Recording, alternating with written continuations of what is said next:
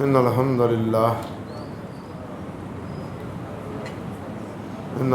لله رب العالمين والصلاة والسلام على سيد الأنبياء والمرسلين وعلى آله وصحبه ومن تبعهم بإحسان إلى يوم الدين وأشهد أن لا إله إلا الله وحده لا شريك له وأشهد أن محمدا عبده ورسوله أما بعد. محترم حضرات، آج کی نماز تراویح میں اللہ رب العزت کے فضل و کرم سے ہم نے 17واں پارہ قاری صاحب کی زبان سے سنا ہے.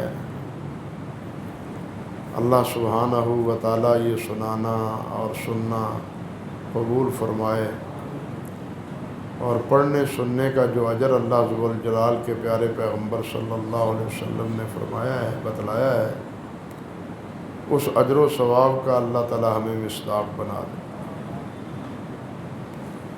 آج کی اس منزل میں 2 صورتیں تلاوت ہوئی ہیں. پہلے سورۃ الانبیاء ہے اور اس کے بعد سورۃ الحج. سورۃ الانبیاء، اس میں حضرات انبیاء کرام علیہم السلام کا تذکرہ ہے. تقریباً سبھی انبیاء کا نام لے لے کے حضرت نوح علیہ السلام، حضرت اسماعیل، حضرت ادریس، حضرت ایوب، اسی طرح حضرت سلیمان اور حضرت داؤد، حضرت ذوالکفل، حضرت یونس، حضرت لوط، ان تمام انبیاء کرام علیہم السلام کا اختصار کے ساتھ تذکرہ ہے.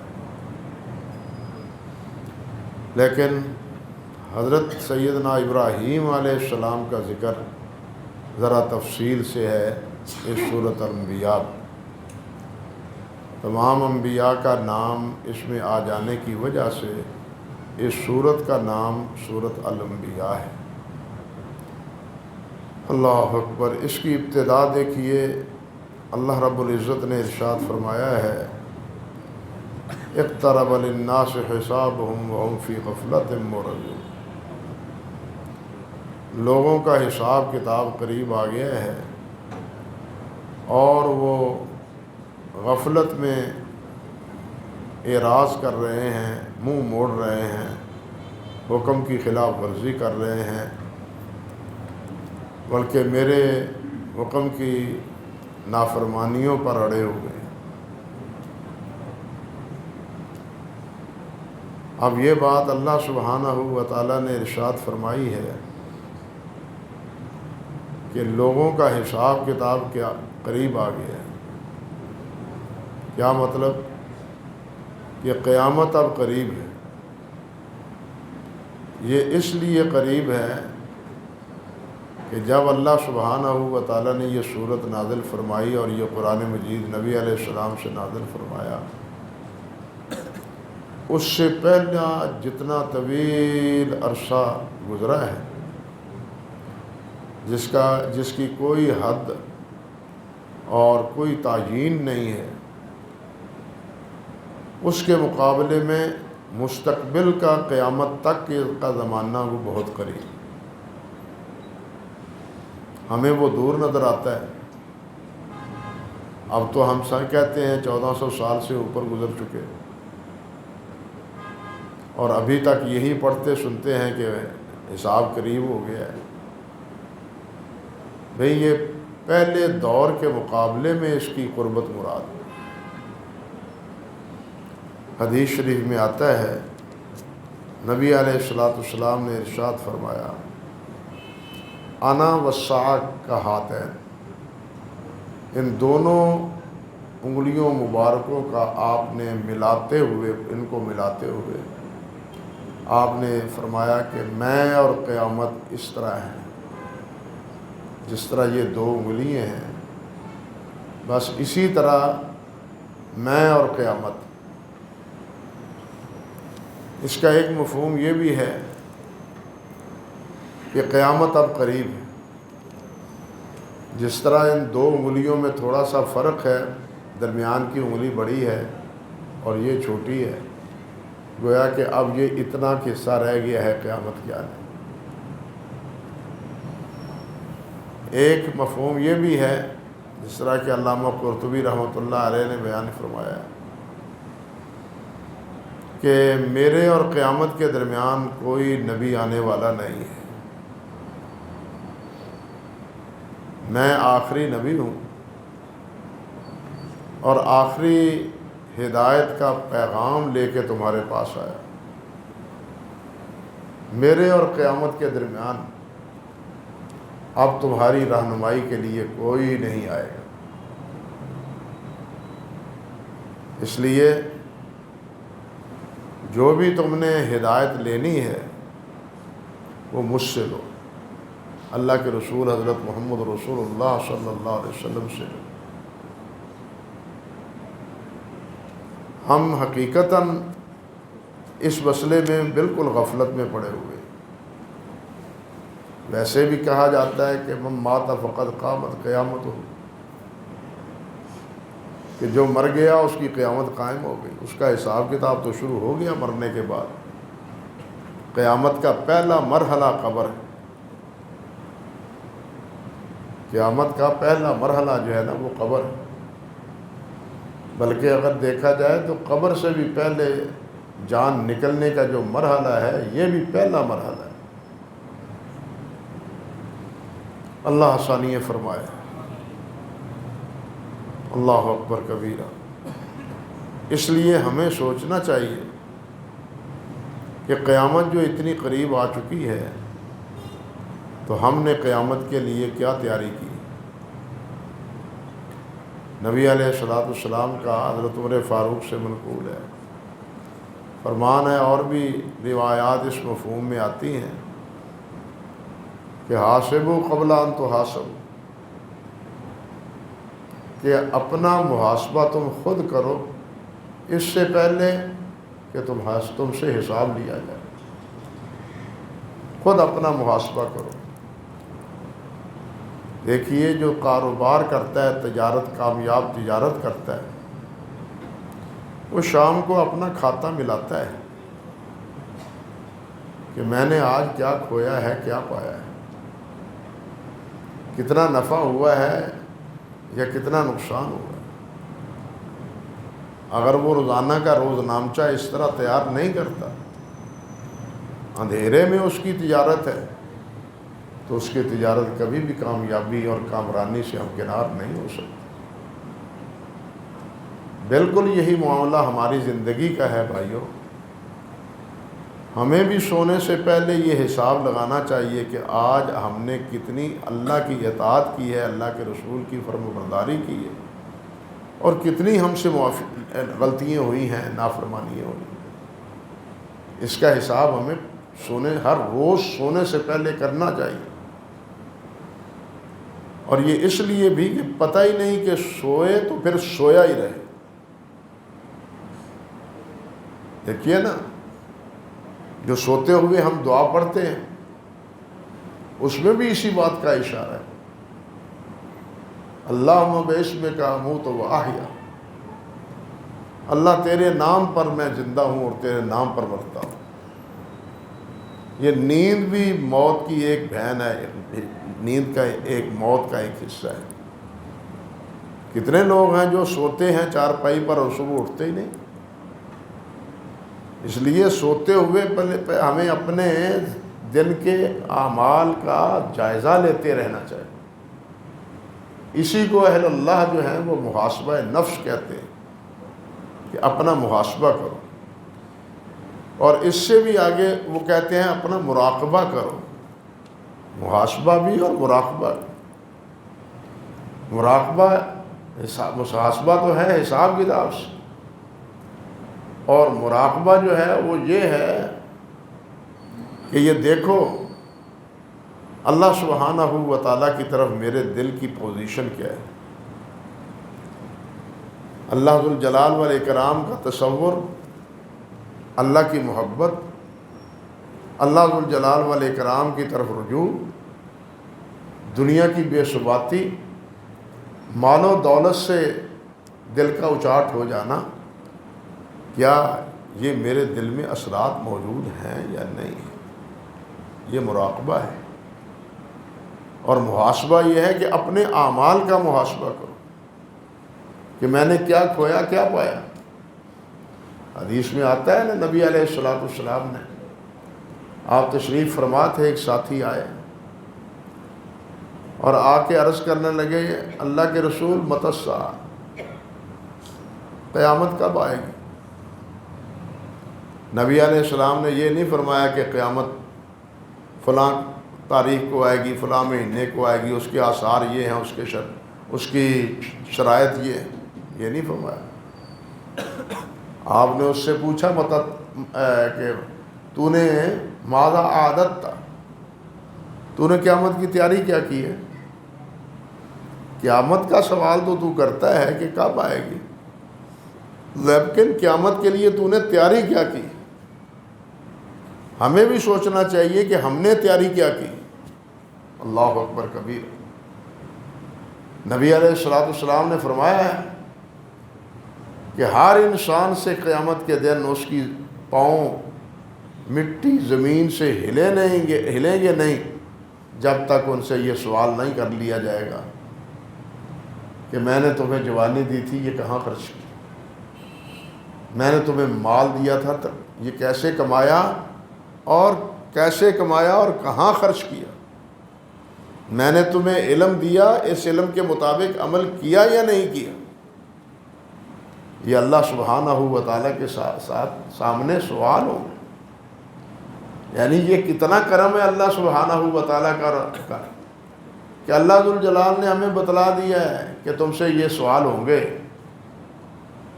ہم امتحان دیتے ہیں امتحان گاہ میں، لیکن پہلے پرچے آؤٹ ہو جائیں تو بکری کا علیحدہ بات ہے، لیکن کبھی کامیاب یونیورسٹیوں میں یہ نہیں ہوا کہ وہ پرچے پہلے، سوال نامے پہلے ہی اپنے تلامذہ کو پکڑا دیں تاکہ وہ اس کی تیاری کر لیں۔ سوال آتے ہیں، طلباء اس کی تیاری کرتے ہیں، تیاری بہت وسیع ہوتی ہے، ان تیاریوں میں سوال چند ہوتے ہیں، اگر جواب صحیح ہے نتیجہ کامیابی کا ہے، اگر جواب صحیح نہیں ہے تو فیل ہے، ناکام ہے۔ یہ ناکامی تو بھیا اگلے سال کور ہو سکتی ہے، لیکن آخرت کی ناکامی تو پھر کور ہو ہی نہیں سکتی۔ آخرت کی ناکامی کور نہیں ہوگی۔ یہاں امتحان دیتے ہوئے ناکامی ہونے کی صورت میں، فیل ہونے کی صورت میں، اگلے سال یا سپلیمنٹری وہ کیا کہتے ہیں، وہ اس کی گنجائش ہوتی ہے، لیکن قیامت کے دن یہ گنجائش نہیں ہوتی۔ جو کامیاب ہو گیا کامیاب، جو فیل ہو گیا وہ فیل۔ اب دوبارہ یہ کہنے کے باوجود رب ارجعون، یا اللہ پیچھے آنے دو، مجھے بھیج، میں نیک عمل کروں گا، اللہ کہتے ہیں نہیں، ایسا نہیں ہو، کلا، ہرگز نہیں، وہ دنیا سے گزار آیا تو۔ اس لیے اس مالک کا کتنا کرم ہے کہ اس مالک نے بتلا دیا ہے کہ میں نے تم سے سوال کیا کرنا ہے۔ اللہ سبحانہ و تعالی ہمارا محاسبہ، حساب کتاب قبر میں بھی آسان فرمائے اور آخرت میں بھی آسان فرمائے۔ اللہم حاسبنا حسابا یسیرا، اللہم حاسبنا حسابا یسیرا۔ اللہ ہمارا آسان حساب کرے، مشکل نہ کرے۔ اللہ ذوالجلال والاکرام نے اپنے پاک کلام میں فرمایا نہیں، الہاکم التکاثر حتی زرتم المقابر کلا سوف تعلمون ثم کلا سوف تعلمون کلا لو تعلمون علم الیقین لترون الجحیم ثم لترونها عین الیقین ثم لتسألن یومئذ عن النعیم۔ اللہ اکبر کبیر، اللہ اکبر۔ فرمایا کہ قیامت کے دن جہنم کو اپنی آنکھوں سے دیکھو گے، تم آنکھوں سے دیکھو، دیکھ رہے ہوگے کہ وہ جہنم بھڑک رہی ہے، اللہ اکبر کبیرہ۔ اور اس حالت میں اللہ فرماتے ہیں ثم لتسألن یومئذ عن النعیم، پوچھا جائے گا میں نے تمہیں نعمتوں سے نوازا، ان نعمتوں کا تم نے کیا کیا، ان کی ناشکری کی یا ان کا شکر ادا کیا۔ اس حالت میں اللہ سبحانہ و تعالی جہنم دکھا کے اگر ناشکری ہے تو لے جاؤ وہاں، بات سمجھ گیا نا؟ ثم لتسألن یومئذ عن النعیم، حدیث میں آتا ہے، اسی یعنی آیت کی تفسیر میں محدثین نے بھی اور مفسرین نے ذکر کیا کہ نبی علیہ السلام گھر سے باہر نکلے، راستے میں حضرت ابوبکر صدیق بھی مل گئے۔ ابوبکر کہاں جا رہے ہو؟ نبی علیہ السلام نے فرمایا کہ میرا کچھ ارادہ ہے فلاں صاحب بھائی کے ساتھ پاس جانے کا۔ پھر راستے میں حضرت عمر فاروق بھی مل گئے۔ کہاں کا ارادہ ہے؟ فلاں کے گھر جانے کا۔ وہاں گئے، دروازہ کھٹکھٹایا، سلام دیا، زوجہ نے آنے کی اجازت دی، خامد باہر گیا ہوا ہے، وہ آ گیا۔ قصہ مختصر، آنے کے بعد فوراً پہلے تو کھجوریں نبی علیہ السلام کی خدمت میں پیش کی، باقی تو بات لمبی ہے۔ کھجوریں اور پانی پیش کیا۔ نبی علیہ السلام اور حضرت ابوبکر اور حضرت عمر فاروق، انہوں نے یہ کھجوریں اور یہ پانی پیا تو نبی علیہ السلام نے قرآن مجید کی یہی آیت تلاوت فرمائی ثم لتسألن یومئذ عن النعیم، کہ پھر ہم اس حالت میں تم سے اپنی نعمتوں کا پوچھیں گے۔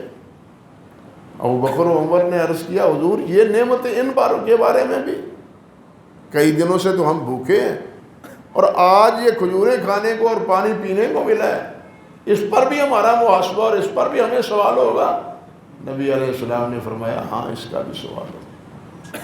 اللہ اکبر، کتنا کڑیل، کتنا مشکل مرحلہ ہے جس کو ہم بڑا آسان سمجھتے ہیں۔ چھوٹ جائیں گے، سفارشی آ جائیں گے، بابا جی بچا لیں گے، حضرت صاحب پہنچ جائیں گے، کتنا مشکل مسئلہ ہے۔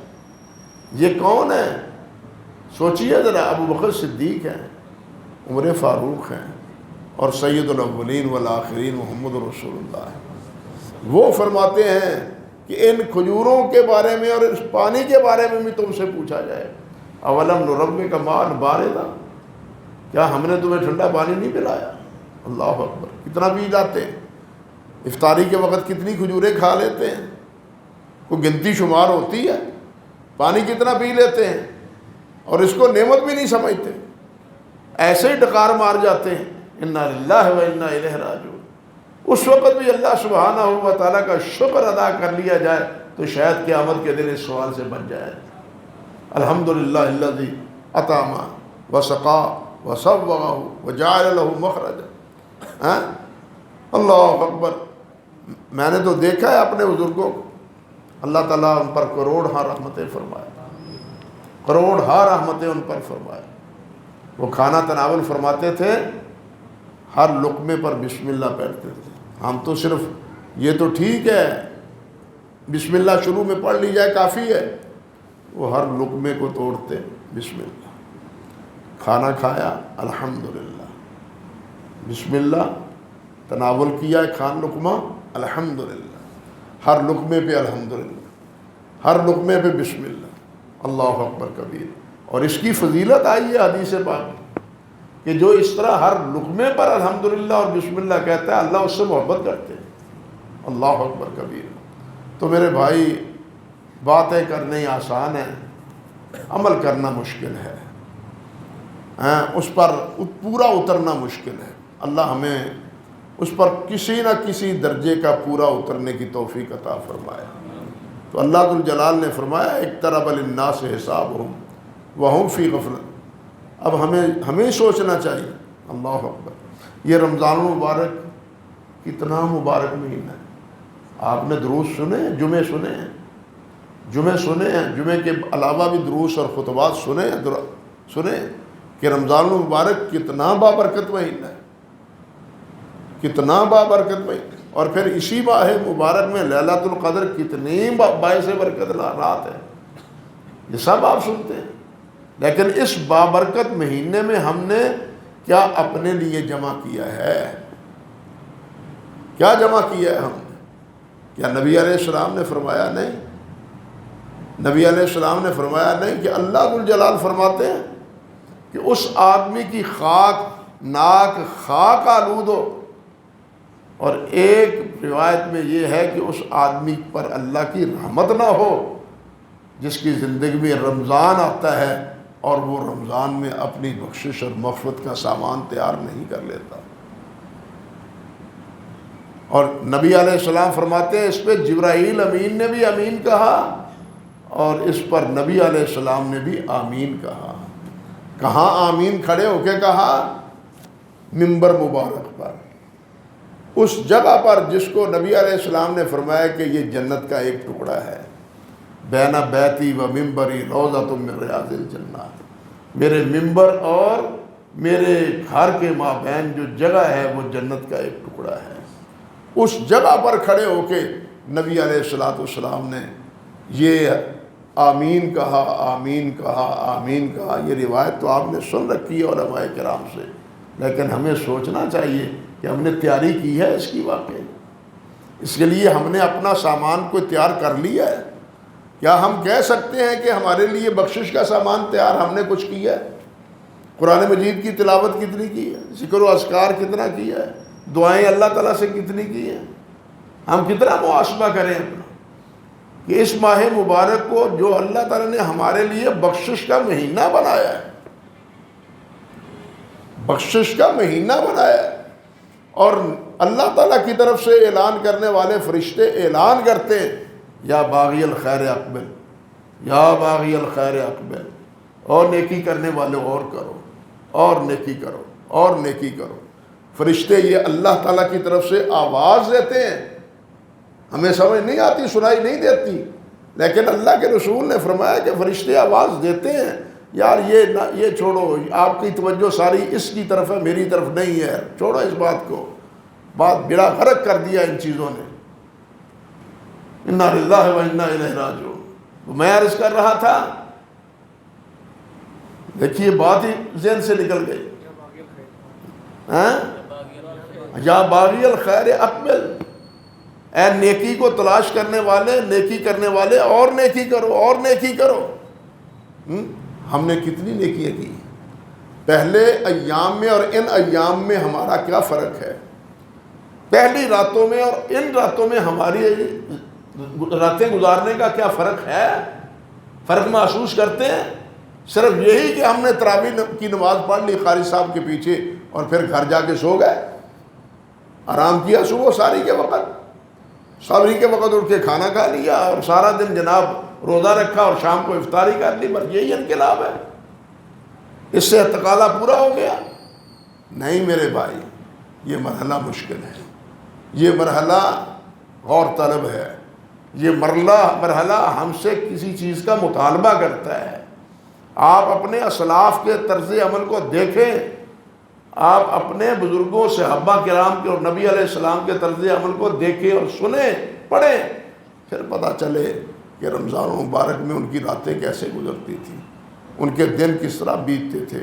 ہمیں اس کا کوئی شعور نہیں، پتہ نہیں، نہ ہم یہ کتابیں پڑھتے ہیں، ہم نہ یہ کتابیں پڑھتے ہیں۔ آپ اندازہ کریں، نبی علیہ السلام یہ سورت بنی اسرائیل، یہ نحل، یہ حوامیم سجدہ، یہ سورت سجدہ، یہ سورت کیا نام ہے ملک، یہ سونے سے پہلے یہ صورتیں پڑھ کے سوتے تھے۔ روزانہ کا معمول یہ تھا، حضرت عائشہ بتلاتی ہے رضی اللہ تعالیٰ عنہ۔ غور کیجئے، یہ تو ہم جیسے ہیں جن کے لیے ہے کہ جناب صرف سورت ملک پڑھ لو یا سورت سجدہ پڑھ لو، سورت سجدہ پڑھ لو، سورت ملک کا پڑھ لو، لیکن نبی علیہ السلام اس کے علاوہ اور کتنا پڑھتے تھے۔ رمضان المبارک میں تو اس سے اور زیادہ مسئلہ تھا، حتیٰ کہ حضرت عائشہ ہی سے روایت ہے، نبی علیہ السلام نبی علیہ السلام کا حال رمضان سے اور غیر رمضان سے بالکل مختلف تھا، ہر معاملے میں مختلف تھا، حتیٰ کہ آپ سب سے زیادہ سخی تھے۔ کان اجود الناس واجود ما یکون فی رمضان، لیکن جب رمضان آتا تو سب سے زیادہ سخاوت کرتے، یعنی ہر معاملے میں نبی علیہ السلام اپنا عمل جو ہے نا وہ دوسرے ایام سے دو چند بنا دیتے تھے۔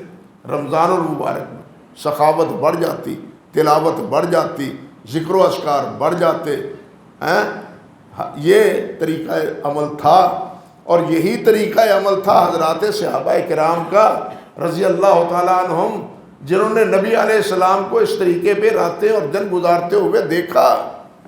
اللہ اکبر! ایسے ہی نہیں کہ حضرت تمیم داری رضی اللہ تعالیٰ عنہ ایک رات میں قرآن مجید پڑھ لیتے تھے، ایک رات میں پورا قرآن مجید رمضان المبارک میں پڑھتے تھے۔ حضرت امام ابو حنیفہ رحمۃ اللہ علیہ اور امام شافعی رحمہ اللہ رمضان المبارک میں 60 مرتبہ قرآن مجید پڑھتے تھے، 60 مرتبہ، ایک روزانہ، شام کو افطاری کے وقت، ایک سحری کے وقت۔ سوچئے ان کی راتیں کیسی تھیں، ان کے دن کیسے تھے۔ تبدیلی ہے نا دوسرے دنوں میں، دوسرے 11 مہینوں سے رمضان میں تبدیلی ہے نا، لیکن ہمارے اندر کیا تبدیلی ہے؟ ہمیں سوچنا چاہیے ہمارے اندر کیا تبدیلی آئی ہے۔ ہمارے پہلے مہینوں کی نسبت اس رمضان میں کیا ہم نے زیادہ کیا ہے، قرآن مجید کتنا زیادہ تلاوت کی ہے، اس کی ذکر و اذکار ہمارے کتنے بڑے ہیں، نوافل ہمارے کتنے بڑے ہیں۔ اگر یہ نہیں ہے تو پھر یہ خالی پڑھ لینے سے اقترب للناس حسابهم وهم فی غفلۃ معرضون، صرف پڑھ لینے سے تو یہ بات نہیں بنے گی بھائی، پڑھنے سے بات نہیں، اس کی تیاری کریں۔ حساب کتاب تو قریب ہے۔ میں نے عرض کیا کہ من مات فقد قامت قیامتہ، جو مر گیا اس کی قیامت، اس کی قیامت کا آغاز ہو چکا، اس کا محاسبہ شروع ہو چکا قبر میں پڑتے ہوئے ہی۔ ابھی دفن کرنے والوں کے پاؤں قبر پر مٹی ڈال کے پیچھے نہیں ہٹتے کہ پوچھنے والے کے آ کے پوچھ لیتے ہیں، ہاں بھائی کون ہے تیرا رب، کون ہے تیرا نبی، کہاں ہے تیرا دین، پوچھنے والے پوچھتے ہیں۔ اور اگر یہ قرآن پڑھا ہو، یہ سورت ملک سوتے ہوئے پڑھی ہو، تو نبی علیہ السلام نے کیا فرمایا ہے، وہ اگر دائیں آتے ہیں تو یہ دائیں، ہاں مجھ کو پڑھ کے سوتا تھا، پیچھے ہٹ جاؤ، ادھر سے پیچھے ہٹ جاؤ، قدموں کس طرف سے پیچھے ہٹ جاؤ، مجھ کو پڑھ کے سوتا تھا، سر کی طرف سے تو پھر بھی وہاں یہی ہو، مت پوچھو، یہ مجھ کو پڑھ کے سوتا تھا۔ ہم پڑھ کے سوتے ہیں؟ نبی علیہ السلام نے قبر سے بچنے کا علاج بتلا دیا نا، لیکن ہم کو کرتے ہیں؟ کیا اہتمام ہے ہمارا؟ صرف باتیں کرنے سے تو مسئلہ حل نہیں ہوتا میرے بھائی، عمل سے مسئلہ حل ہوتا ہے۔ باتیں کرنے سے تو انسان پکڑا جاتا ہے، عمل کرنے سے چھوٹتا ہے۔ بات سمجھیں، باتیں کرنے سے پکڑا جاتا ہے، چھوٹتا عمل کرنے سے۔ ہمیں اپنے اندر تبدیلی پیدا کرنی چاہیے، انقلاب لانا چاہیے، سوچنا چاہیے، فیصلہ کرنا چاہیے کہ ہماری راتوں اور ہمارے اس مہینے میں اور رمضان المبارک کے پہلے مہینوں میں کیا فرق پیدا ہے، کیا تبدیلی آئی ہے۔ اگر یہ تبدیلی آئی ہے تو پھر رمضان مبارک ہے، پھر رمضان کیا ہے، مبارک ہے۔ اگر یہ تبدیلی نہیں آئی، ہم نے یہ مہینہ بھی اسی طرح گزار دیا جس طرح باقی 11 مہینے گزار دیے، تو پھر یہ رمضان المبارک ہمارے لیے مبارک نہیں ہے، یہ ان کے لیے مبارک ہوگا جنہوں نے اس میں اپنی زندگی میں تبدیلی پیدا کر لی، اپنے لیے اللہ کی بخشش اور مغفرت کا کوئی سامان تیار کر لیا، کچھ اللہ کو راضی کرنے کی محنت کی، اس کے لیے یہ مبارک ہے۔ لیلۃ القدر مبارک ہے نا، لیکن کس کے لیے؟ کس کے لیے؟ جو رات کو عبادت کرتا ہے، جو سو کے گزارتا ہے، اس کے لیے مبارک ہے۔ لیلۃ القدر کتنی بڑی فضیلت ہے، خیر من الف شہر، لیکن کس لیے کہ یہ 1000 مہینے کی عبادت سے بہتر اس ایک رات کی عبادت. مسئلہ تو عمل کا آیا. صرف رات فضیلت کی ہے تو اس کا حصول کیا ہے؟ وہ عمل ہے. اگر ہم عمل نہیں کریں گے، عمل کا اہتمام نہیں کریں گے، تو یہ نہ لیلۃ القدر ہمارے لیے مبارک ہوگی، نہ ہی یہ رمضان المبارک ہوگا، نہ ہی رمضان المبارک ہوگا. آپ دیکھیے اللہ ذوالجلال والاکرام نے ایک بات فرمائی ہے. سورۃ الرحمن نے کیا اللہ نے فرمایا؟ الرحمن علم القرآن. سب سے پہلے کیا؟ الرحمن. رحمان وہ جس نے قرآن کی تعلیم تمہیں دی. یعنی اللہ کی رحمانیت کی ایک بڑی رحمت کی دلیل یہ ہے کہ اللہ نے ہمیں اس قرآن سے جوڑ دیا. بات سمجھے یا نہیں؟ اگر ہم قرآن سے جڑے ہی نہیں ہیں، قرآن تو باعث رحمت ہے، لیکن پھر یہ ہمارے لیے رحمت نہیں ہے، اس کے لیے رحمت ہے بھائی جو قرآن سے جڑتا ہے. دیکھیے رمضان ہے، ہم وزن ہے تینوں لفظ، رمضان ہے، قرآن ہے، رحمان ہے. تینوں لفظ کیا ہے؟ ہم وزن ہے. رحمان ہے، قرآن ہے، رمضان ہے. ہم وزن ہے. یہ رمضان بھی ہے اور رمضان المبارک بھی ہے. رمضان قرآن مجید بھی ہے اور قرآن مجید باعث رحمان رحمت بھی ہے. لیکن یہ کب رحمت کا باعث ہے؟ سب سے پہلے علم القرآن. دنیا کے جتنے علوم ہیں ان کے سکھانے پر اللہ سبحانہ و تعالیٰ نے اپنی رحمانیت اور رحیمیت کا ذکر نہیں کیا. اپنی رحمانیت اور رحیمیت کا ذکر اللہ ذوالجلال نے کیا ہے تو کس پر کیا ہے؟ قرآن پر کیا ہے. علم القرآن. اللہ نے تمہیں قرآن کی تعلیم دی ہے.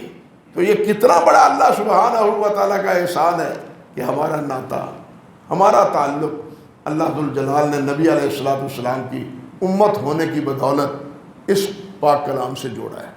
اللہ یہ جوڑ ہمارا جوڑے رکھے. بات ادھر کی ادھر نکل گئی. میں سمجھتا ہوں کہ یہی بات اگر آج ہمارے لیے باعث نصیحت بن جائے تو کافی ہے. اسی پر اکتفا کرتا ہوں. باقی صورت انبیاء میں حضرت ابراہیم علیہ السلام کا ذکر ہے. صورت حج میں حج کے مسائل بھی ہیں اور دوسرے اور بھی بہت سے مسائل ہیں. جہاد کا بھی مسئلہ ہے. جہاد کے ساتھ ساتھ صورت حج میں توحید کا بھی تذکرہ ہے. بلکہ مکی صورتوں میں دونوں مکی صورتیں، کوئی صورت مکی ہے ہی نہیں جس میں اللہ ذوالجلال نے اپنی توحید اور اپنی یکتائی کا تذکرہ نہ کیا ہو. وہ تو لمبی باتیں ہیں لیکن میں سمجھتا ہوں کہ انہی باتوں پر اتفاق کیا جائے. اللہ ہمیں اپنا محاسبے کی توفیق دے، اپنا جائزہ لینے کی توفیق دے اور اپنا روزانہ کا حساب کتاب لگانے کا کی خو ڈالے ہمارے اندر، عادت پیدا کر دے. بھائی اگر ہم کامیاب ہونا چاہتے ہیں تو اس کا آسان ذریعہ یہ ہے، اور اگر خواب غفلت میں وقت لاپرواہی میں گزارنا ہے تو پھر اس کے لیے نہ رمضان ہے، نہ حج ہے، نہ قرآن ہے. اللہ سبحانہ و تعالی ہمارے حال پر رحمت فرمائے اور اللہ ذوالجلال ہمارا تعلق اپنی اس پاک کلام سے اور اپنی ذات گرام اپنے دیکھیے یہ اللہ کا کلام ہے. حضرت خباب بن ارت پتہ کیا کہتے ہیں رضی اللہ تعالیٰ عنہ. امام بخاری نے ذکر کیا خلق و افعال العباد میں. وہ کہتے ہیں یہ قرآن اللہ کے بول ہیں، یہ اللہ کے الفاظ ہیں، یہ الفاظ اللہ نے بولے ہیں. اللہ اکبر. کہتے ہیں جو چیز اللہ ذوالجلال سے صادر ہوئی ہے اللہ سے کو پانے کے لیے، اس کی رضا حاصل کرنے کے لیے، اس سے بہتر اور کوئی نسخہ نہیں. اس سے بہتر اور کوئی نسخہ، کوئی اور ورد، کوئی اور وظیفہ نہیں ہے. سب سے بڑا ورد اور سب سے بڑا وظیفہ وہ قرآن مجید ہے. اور اس قرآن مجید کا تعلق سب سے پہلا یہ ہے کہ ہم قرآن مجید کو پڑھیں، اس کو سمجھیں، اس پر عمل کریں. اللہ مجھے بھی اور آپ کو بھی اس کی توفیق دے. اقول قولی ھذا استغفر اللہ لی ولکم ولسائر المسلمین۔